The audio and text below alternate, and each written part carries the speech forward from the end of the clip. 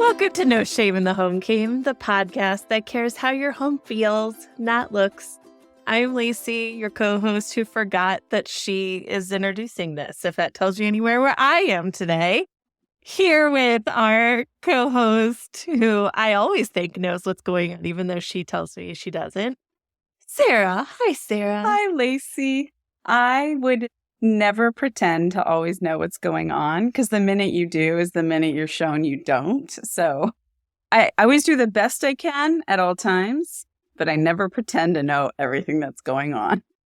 Yeah. Today is a very special episode because we're going to talk a little bit about Sarah and I's origin story and talk about human design. And I know I'm excited, but I'm going to let Sarah introduce our guest expert today. For anybody who's listening, has been listening this whole time, they've heard Lacey and I mention human design at least 100 times. So with us today is Adriana, who was the human design coach for me and Lacey. That's where we met. So Adriana, would you like to introduce yourself?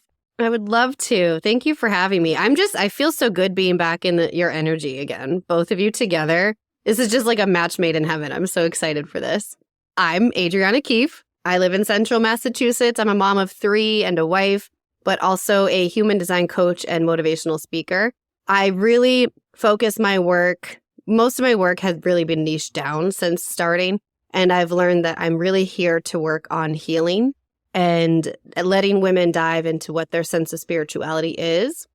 So a lot of my work, if not all at this point, besides chart readings with the basics for anyone who's looking for that information, is really doing the healing, the trauma work, the how we heal from abuse and childhood patterning and all of that, and really coming back home to who we're authentically designed to be. That way we can have the prosperity, the flow, the purpose find us instead of forcing everything in life.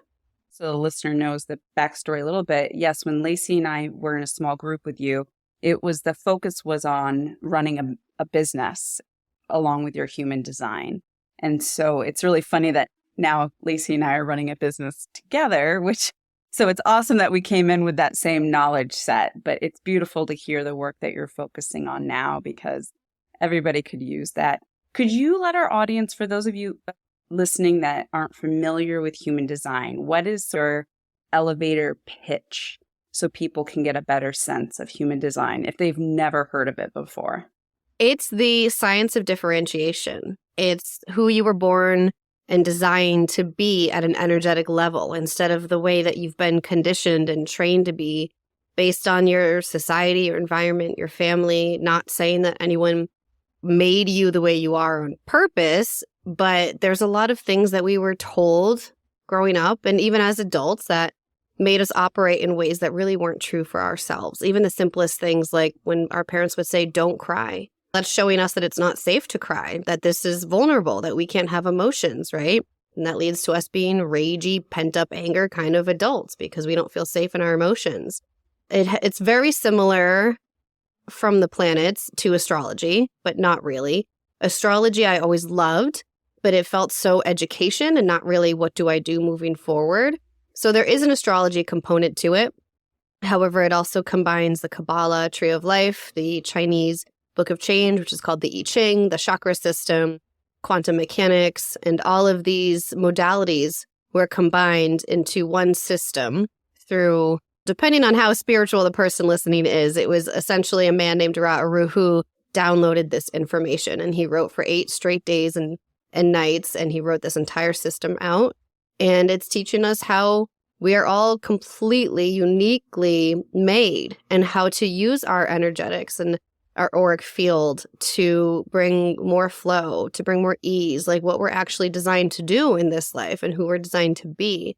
So it's really deconditioning, allowing yourself to come back home to who you are. Yes, that is so beautiful once the understanding is there. I always do the quick pitch of, it's like having a user manual for yourself. Yes, I grew up in a family of, I'm guessing a lot of generators. I haven't looked everybody up, but I was not a generator. So I constantly felt exhausted, burnt out, didn't feel like I was operating correctly. And then when I learned from you that I am a projector and where my strengths are, and I was almost burned out on my business because I was trying to operate with somebody else's user manual. I don't necessarily understand all of it. I just know it works for me and things feel so much better. And Lacey's shaking her head. Lacey, how do you explain human design to people? Oh, so this is so timely for me because I told this to Sarah yesterday. I'm doing a deep dive on my type right now. I'm a manifestor, which is also different than generators. So generators make up, I think it's 75% almost of the population. Projectors are in the 20s, and then manifestors are in, I think it's 9%. I'm very rare. It's fine. Part of being a manifestor is me like owning that I am rare and I have this power and all of these different things. And as Sarah said, as I've started to explore being a manifestor and leaning into it, that's where the good stuff keeps coming into my life. And so as a manifestor, I do not have a source of energy other than my creative urges. And so because of that, I have always felt like Sarah, I do not have that generator, go do type thing. I have pulled my family's charts because I wanted to prove that both of my parents are generators. And my dad's a manifesting generator. My mom's a generator. And I'm like, this makes sense. And like, I pulled different people's charts. And one of my sisters, who I always think is like the quintessential Martha Stewart, also a generator. Okay, this is all aligning with my personal beliefs, which is cool. But it also has given me so much permission too in this time where I've been battling my chronic fatigue and illness, in that the chronic fatigue is almost inherent to me as a manifestor, because rest and downtime is a huge part of who I am and what I bring into the world. And so I like literally my job is to just start stuff. So it's to be like, I think we should do this. And then all of a sudden it happens. So for example, I joined this course with Adriana and Sarah. And then after the course ended, I was like, I need someone to help me focus in on my business. Who wants to be my buddy? And that's where Sarah came in. And then together we have started to build this thing. And I'm like, oh, it's happening. The original channeler, Ra Aruhu, was a manifestor. Did you know that? And I forgot to add, I'm a manifesting generator. I totally skipped over that. I did.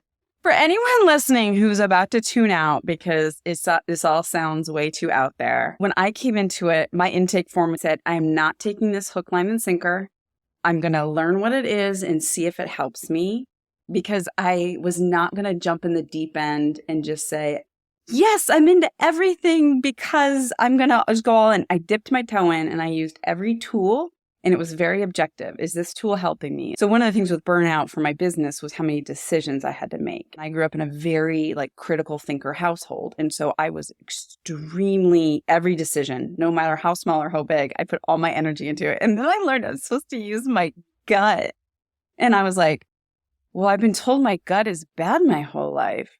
Let me play around with this. So I just started playing around with my gut decisions. And yeah, it was easy and amazing and great things happened. So I was like, okay, that's working. Let's try the next tool. And so like I said, we don't all understand how our computers or TVs or cars work, but we know they work. They're a great tool and you can use it as much or as little. And then Adriana's there to help coach us with all the parts that we can go deeper into. And so being that this is No Shame in the Home Game, all about home management and really digging into, it's not about how your house looks, it's how your house feels, right? And so coming at it from that human design perspective of everyone is unique. And so it's really hard. I'm in these homes all the time where I can feel the battles of energy. So-and-so's not doing such and such. I can't figure out this. I can see now through this lens of human design. And it would be really fun to get your knowledge and expertise. If people tapped into their human design, how does that look with home management? Have you ever thought about that before? Well, yes and no, not with that direct intention. However, I have done a lot of things on parenting and kids communication and communication with relationships and boundaries around the holidays. There's been a lot of that. And I think it all goes hand in hand, really. I will say, if you can at least just pull your own chart and get a basic understanding of what you need from the people around you and ask that of them. I'm not sitting here saying everyone's going to actually respect that and help you, but that awareness alone can be so mind-blowing just to know. Like Sarah, with you being a projector and you're like, oh, I'm not designed to work more than a few hours at a time. I literally need a nap, or I really just need to rest. And so instead of forcing yourself to, I don't know, be out and about all day on Christmas and go from house to house, you're like, you know what? There's people over, but I'm just going to go take like a 30-minute rest and go be by yourself in your own energy. Giving yourself the permission to replenish is really all that you need in a time like that. So I've definitely done it as far as relationships and communication. I'll give an example, and we can use my household because I have pulled my household charts. So I am a manifester, and the rest of my family, all three, my husband and my 2 kids, are manifesting generators. So I have a very loud house because there's lots of defined throats. I also have a mildly chaotic house because we are a house full of people who can only really push through and do things when we deeply care about it. So there are a lot of places in my house where it's no one cares about this, so this is not happening.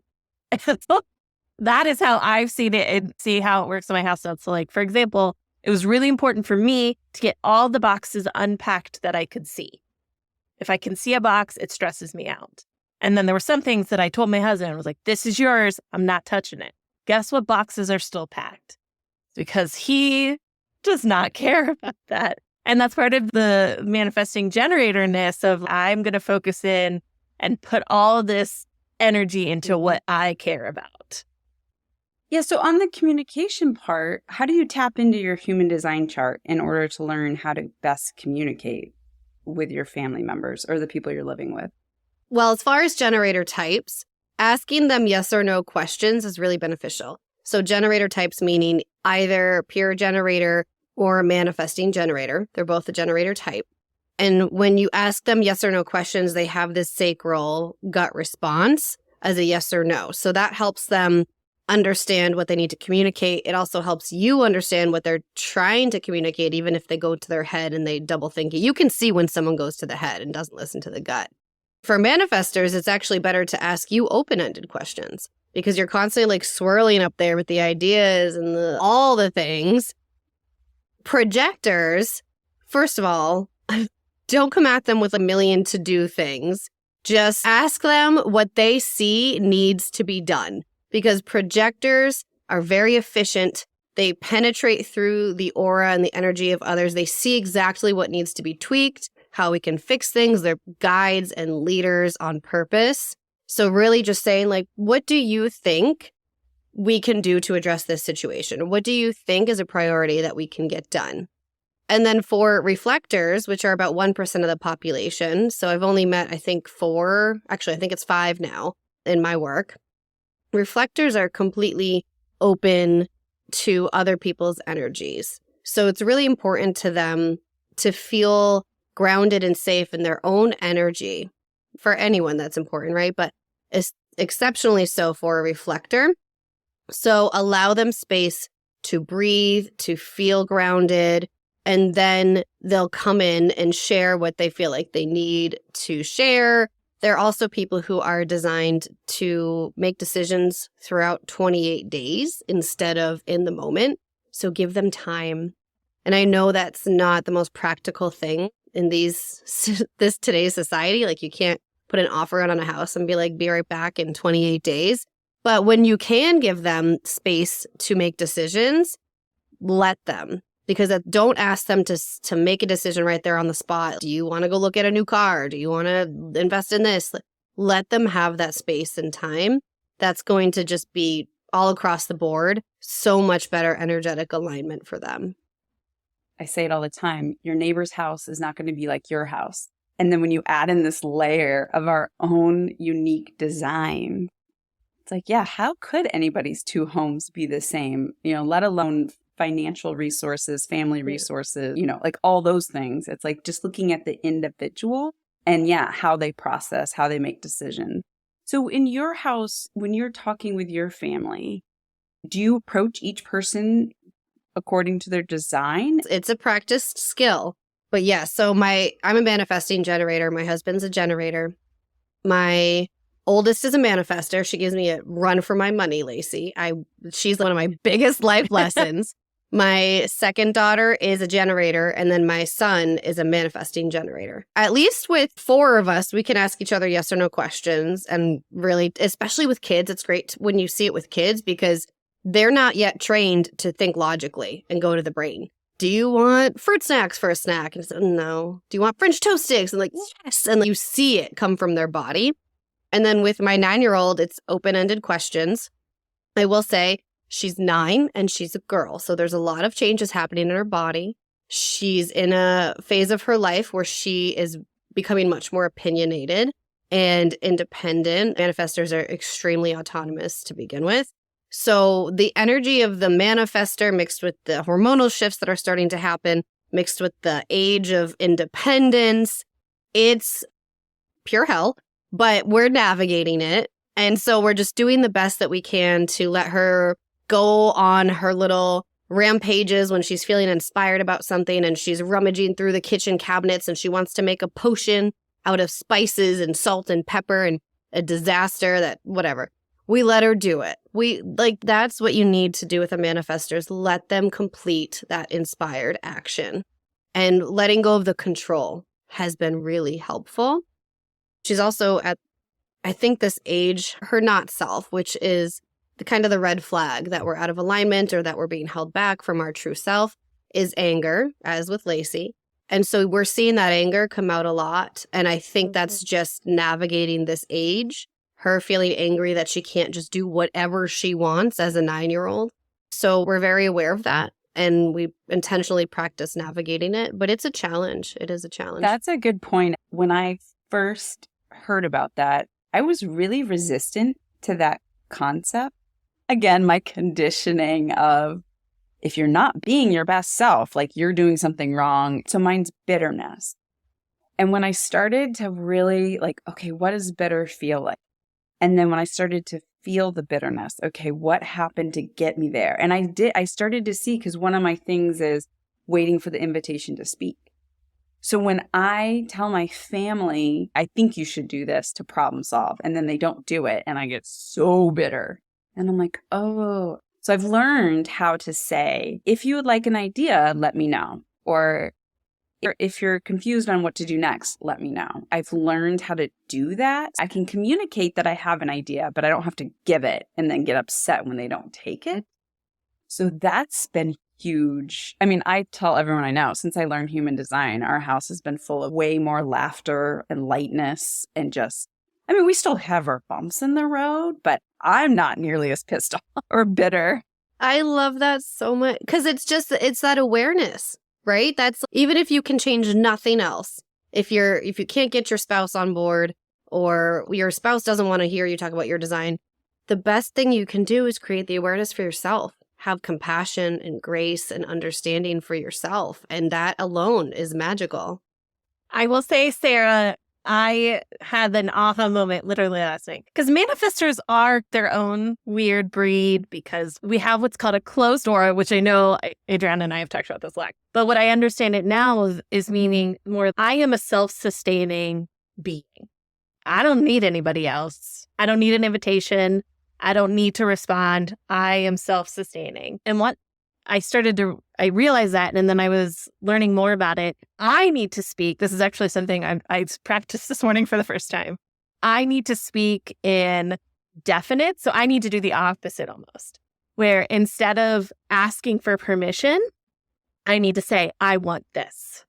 And so my son's been having some trouble in school and this kind of stuff. So this morning, instead of being like, how are you feeling? And now I'm realizing I need to ask yes, no questions. That's a new strategy for me with my kids. But this morning I was like, I want you to have a good day today. You're going to have a good day. I want you to have a good day. And so now I'm like on the edge of my seat. Like, is he going to have a better day? That is a change that I am starting to work in my house. So I think just that tweak of, I want this, instead of being like, what do you think about, or how about saying, I want this, and asking yes, no questions. My life is changing today, guys.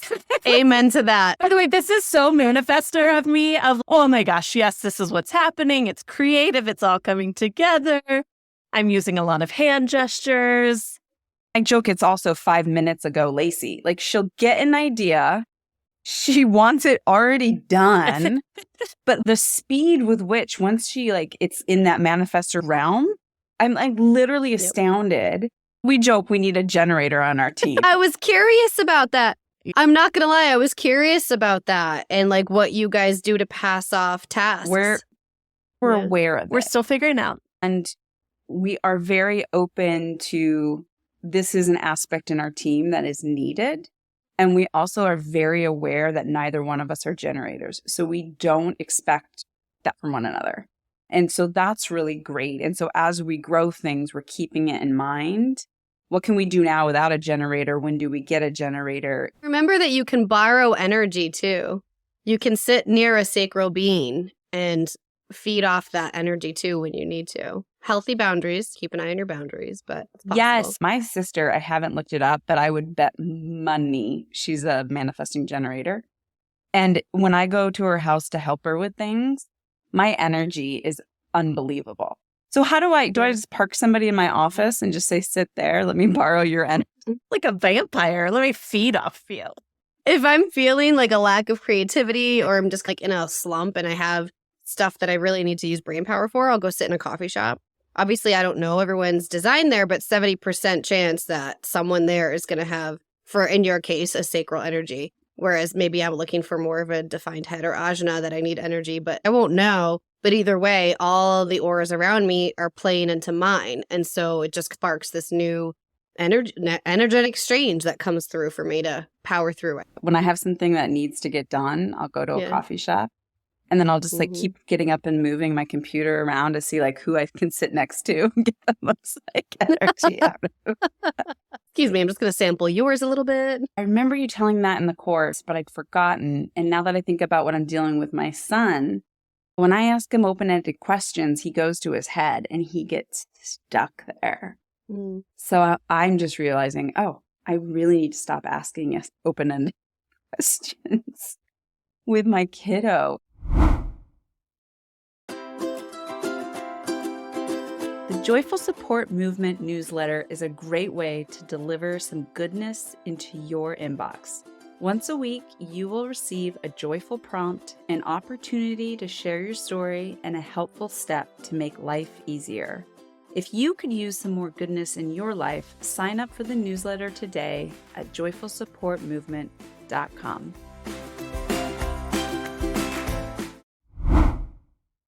So is there a way with your spouse that you've changed since learning about human design, how you communicate things that needs to get done? Oh, God, yeah. So he's a generator, but that doesn't mean that he has a ton of definition in his centers. He only has 2 centers defined, his sacral and his spleen. 7 out of his 9 centers are very much open and fluid to the energy around him. Where if you were to have the both of us in the same room, you would feel that my energy feels very dominant. I mean, my presence is very here, and his is kind of more passive and go with the flow almost feeling. That's what you can feel between the two of us. I have come to understand, take the root, for example. I am defined in my root, meaning I have a consistent access to the energy of that center. If I call on it, it's there. And this is all about pressure and adrenal stress. And I work really well under pressure. I'm like, we got to get all 3 kids up, ready to go. We got to timing is really good for me. And I can do it. And then my husband, I wish I were making this up. I may have told you this before, but I was trying to get all 3 kids out the door. I think Dean was a baby a couple years ago. And we were running late, and I crap you not, he was in the kitchen putting an outlet in the kitchen island because we're in the middle of a kitchen renovation. And he short-circuited and didn't know what else to do. So he just went and started doing electrical work instead of helping me leave with the kids. And so it was that moment of, okay, he just needs some direction as far as what needs to be done and the pressure to get us out of this house. Or With the solar plexus is where we have emotions, and I'm a defined solar plexus. So I have big emotions, like low emotions. It's just emotions all over the place for me. He does not have that defined. So what he does instead is he takes in and feels all of my emotion, and he feels it heightened.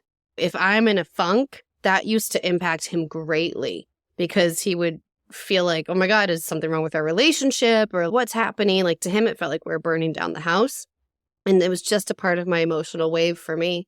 I'm like, oh, it's just another day, just a funky day for me. Tomorrow I'll be fine. And the next day I'm like ecstatic and I'm great. And he's like, what are we up to? This is fantastic. So it's just the pieces like that help us give each other grace and space, understanding that as a generator, he's not as willing to jump around from thing to thing as I am. So like having the baby, and the baby would start crying, but he's in the middle of working on a home renovation. And I'd be like, can you just stop and come do this? It was like pulling teeth. But again, it had nothing to do with him being a father that wasn't there or helpful. He's actually like the best person I could have married and had kids with. But he could not finish a project. It was really painful for him. So having to jump around has been a learning process for him. And then for me, learning to give him grace and be more gentle in those moments instead of being like, why can't you just help me? I understand why he can't. It's painful to him. So I just pulled up me and Joe's charts. I had another aha moment. Again, I'm sorry. I'm like manifestor energy everywhere. My husband has a lot of closed centers, except emotion. It's almost like the opposite of mine. Emotion and heart. So he's got an open solar plexus, open heart. Yeah, heart center. I am like the warm fuzzy one of making sure people are connected, like all those different things. I'm the big emotional one. And I'm realizing now that my manifestor energy is getting pissed off with him sometimes with his closed centers of him thinking he knows things or having access to that like knowledge. And I'm like, you don't know. You don't know. And so this is where I'm starting to realize, oh, it's because of these defined, undefined centers. That's where we really clash. Because he's got very specific thought processes, specific ways of communicating, but you do too. Yeah. It's just, again, just having that awareness. You're probably still going to get pissed off sometimes, but at least you can be like, oh, I have to remember. Oh, I definitely am. Created with an open mind and an open head, and he has a very specific way of looking at things, and that's the way he's designed.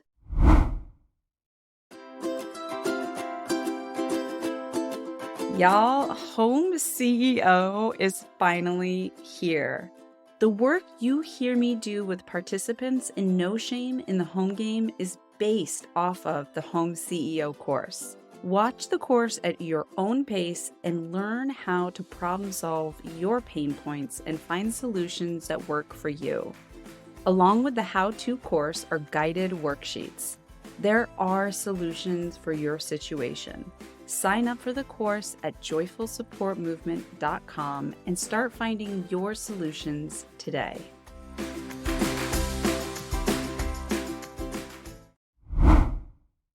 What I tell my clients with home management is we either change the system to work for you or we change expectations to match the situation. And so I have done a lot of shifting, which has been great, but there's some work to be done within myself. I still do the comparison game. Even though this whole podcast is about not comparing, I still look at other families and couples and they're doing the apple orchard and then they're going to pick out a couch and then they're painting the bathroom all in one day, right? And I'm like, oh my goodness. To get my family to do one thing takes weeks of preparation to get our energy to the right place. So I think there's still a lot of acceptance for me. It's only been a year, right? Wasn't that class a year ago? Mm-hmm. Yeah, because like I said, I believe my sister's a manifesting generator and I grew up in her shadow. So she had straight A's, did all the challenging classes. She had multiple jobs. She was in multiple activities. And she barely slept. She'd be writing her term paper at 5. Like it just, that's how she's always operating. Then I came in behind her and all the teachers expected me to be the same, right? And I really tried. I pedaled my little projector legs as fast as I could. I think I'm still learning, owning, no, this is who I am and I'm operating the best I can within my capabilities, but it's hard. Like, Adriana, I remember one time you told me about your day. I go to the gym, I come back, I get the kids ready, then I go to this, and I'm just like, why are you doing this? And you're like, you have to remember, I'm a manifesting generator. And I'm like, but I still feel lazy. That's the word I got a lot as a kid. Lazy was the worst thing you could be. That was, you might as well go to jail if you're lazy, if you're not contributing every second of the day. So when I hear you do all that, I'm like, oh, I'm not doing enough. I want you to have more love and compassion for yourself, because I'm going to tell you a little secret. I've only told one person this because I didn't realize this until maybe 2 weeks ago. I envy projectors and I wish I were a projector because of the way that I have seen you guys master a craft. And there's this woman that I follow in the human design world. She only found that and astrology in 2019. And you would think she channeled the systems. She is so well versed in it. The way she speaks about it hits me to my soul in a way that I've never heard any other human design mentor speak about it. And that was the moment that I was like, I so wish I were a projector where I could have this focus and this efficiency and this mastering of a craft. And that's not what I'm designed to do. And so I feel like it doesn't matter what phase of life you're in, we're always going to have this push-pull. And it's an active journey, having compassion for yourself and loving where you are at. Because I will tell you, I've seen a lot of my friends are projectors. A lot of my people in my world that I follow are projectors. And I'm realizing it's because of the way that they've mastered what they've done. It's different. Oh, interesting. I've never thought about it through the lens of mastering something. That's so interesting. I will tell you some highlights of being a projector with C. There was this one day we got to this point with this new venture that we're doing. And she said, I'm overwhelmed by putting this all together. And I was like, I got this. So I took a giant piece of paper and I took these markers and I took everything we'd been talking about for weeks and I completely organized it. It is exciting when I see stuff. And again, for the listeners still trying to understand all these descriptions, when I met you, Adriana, and you did my chart reading and you started describing a projector, I actually thought I was being punked because you were describing my business to a T. You know, you see how you're like the director in the movie set. You see how things can unfold and, you know, you're seeing like the best way to utilize things. And I'm like, what are you describing? Did you look at my website before this? Like, why are you describing what I do? But now that I know that, when I go into a situation with a client, I'm like, oh, I'm here to shine a light on this aspect. I've stopped pushing myself to help them in ways that are outside. I'm like, nope, I can find you somebody who can do A, B, or C. But I'm going to show you, I can see the steps. And I'm like, I'm really leaning into what I can see easily. And it's great because some clients will go, I just needed that. And they'll take the information and they can do it themselves. And then other clients, they need me to walk step by step with them, which is fine.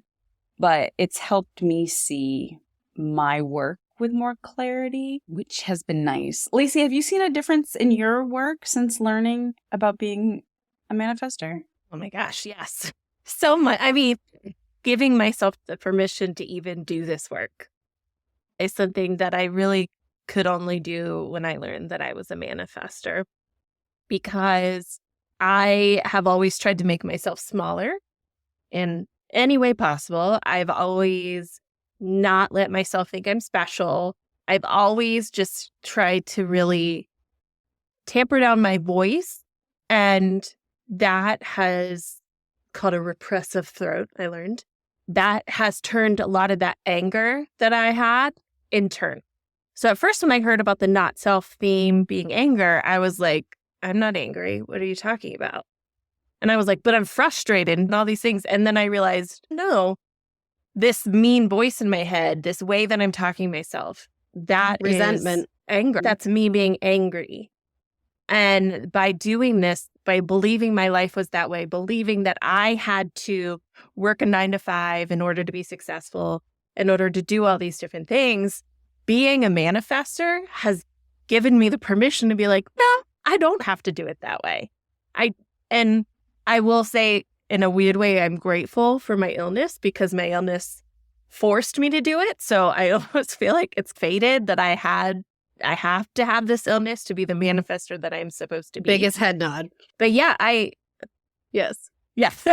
Which, by the way, I realize how ridiculous that may sound to somebody. And I totally understand to somebody who doesn't know it or hear it. And I still have the voice in the back of my head that's like maybe a judgy family member that's really?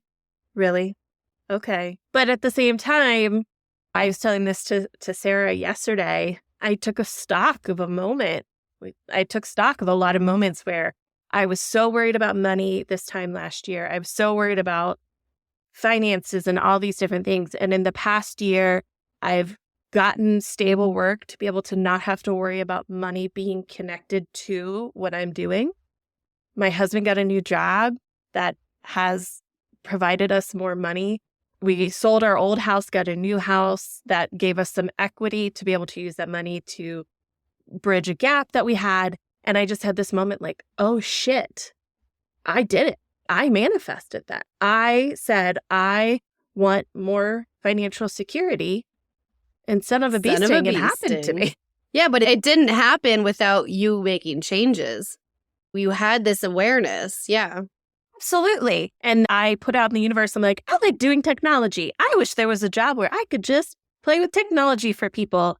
And a woman reached out to me and now I'm doing work, building things for her and her clients. And that's like the fun side thing that I do that makes me money so that I can do this. I am still learning to accept that my way of being and my way of life is not associated with all those shoulds that I was thinking about. It's why I know.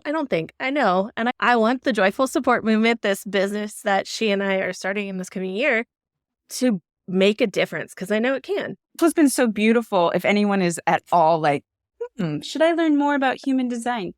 The amount of ease in which I can live now.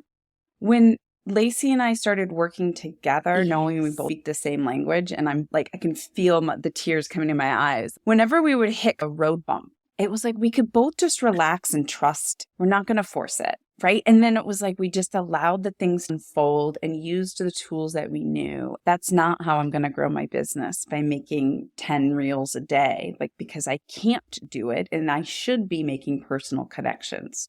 So I lean into the connections, and that's really where the growth happens. And so just that ease, it feels, I don't want to say too easy because I'm really careful with my word. It's just, when you struggle your whole life and then you find there's another road where there's no potholes or construction, and you find this other road that's like easy peasy, beautiful scenery. And you're like, that road's been there are you serious? And I remember saying I was actually upset that I didn't know about this earlier. And you're like, no, it's part of the journey. It's part of the process. And yeah, I wouldn't know how beautiful that side road is if I hadn't been banging my head on the more difficult road. And now you can teach people who are in that side road from a firsthand experience. Those are the pieces of our life that we have to offer other people. So I was frustrated that I didn't start utilizing human design years and years ago, but this is what I'm here to help people do now. Like all of that experience, now I know how to teach entrepreneurs from that plateau, from that feeling of why is nothing working? I should just quit. I get that from firsthand experience, you know? Well, and you and I have, what is it called? The 30-30-30, where we go through struggle and then it's our job to teach others. Oh, line 6. Yeah. The role model profile. I lean this too. So Lacey and I are going to use what we've learned to help others. So it's like, okay, it's not for nothing. Yeah, we're going to help others because upset and trauma and discomfort is part of life. We'll help each other instead of thinking it's always supposed to be shiny and perfect and those expectations, right? I do want to bring it back to what we were talking about with home management, because as we've talked through this more and about how deconditioning is so part of it, I'm having this realization that I have never really asked my children yes or no questions, because I feel like parenting books are like, ask open-ended questions, let them lead the conversation. But now I'm realizing when I ask open-ended questions, my son either doesn't answer, or my daughter has just come up with a script. Like, she comes home from school and she was like, I had a good day. I play with Caroline and Lucas and da da da. And she goes about her day. And so I'm starting, it's starting to resonate with me too, that this idea that, yes, asking open-ended questions is good, but maybe that's not the right tool to use in my home. And that this deconditioning can be really beneficial. You think these conditionings are truths. And so when you bring two people together, these two different set of truths, and it's just that deconditioning, which really takes a lot of intention, but it's worth it. Did you ever hear that metaphor about the turkey in the pan? It's like I want to know it. It's Thanksgiving and the woman is cutting off the ends of her turkey and putting it in her pan. And someone asks, why do you cut off the ends of the turkey to put it in the pan? And she says, oh, I don't know, Mom. Why did you always cut off the ends of the turkey to put it in the pan? And the mom says, oh, I don't know. That's just how my mom did it. And then so they ask the grandmother. The grandmother says, you guys are still doing that? I just did that because it didn't fit into the pan.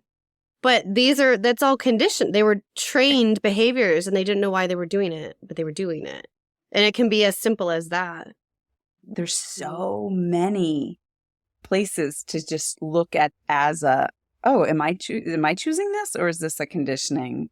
So yeah, that's been fun. Oh, I did want to share what your offerings are right now, all the good meaty stuff. My podcast is called the No BS Human Design Podcast. So that's basically where I put most of my content. I don't do too much on social media or anything else. My website, Adriana Keefe, Adriana with one N.com. You can book chart readings on there. I have one-to-one coaching available, but my heart right now is really guided to the group work. So in January, we kick off our next cohort of sacral healing, but it's for sacral and non-sacral beings by human design, because I found that everything that human design people offered was for generator types, like for healing defined sacral centers. And I felt like the world really needs more of having both and learning how to coexist and use each other's energy and letting each other's rest. And so I am still working mainly with entrepreneurs, and the sacral center houses our creativity, our sensuality, our inspired urges. And so we're healing that so that we can be creative again, that we can feel lit up and connected to our work again. We can feel like we know how to use our energetic reserves in a healthy way for us. But at its core level, it's really healing. We're bringing in cacao and facilitating cacao ceremonies and things like that. I'm really excited for that. That's probably my favorite thing I'm working on right now. Thank you so much for the work that you're doing. You're making as we say, you're putting it out in the joy ripple. You're making a difference, and it's really awesome. Our lives are completely different now because of you. So thank you for all the work that you do. For sure. Thank you guys for having me here. I love that you continue to bring human design to your world too, because the more people know about this, the better off humanity is going to be. Thank you. Thank you. Thank you, Sarah. Thanks for listening to No Shame in the Home Game. We hope you can take a little nugget of goodness to use in your own home. Remember to subscribe to the podcast in the player of your choice, like us on social media, rate and review, and share us with all of your friends, and maybe a couple of non-friends if you want.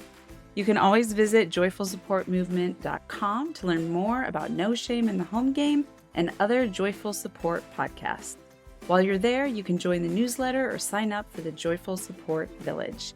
Now go out there and spread some joy.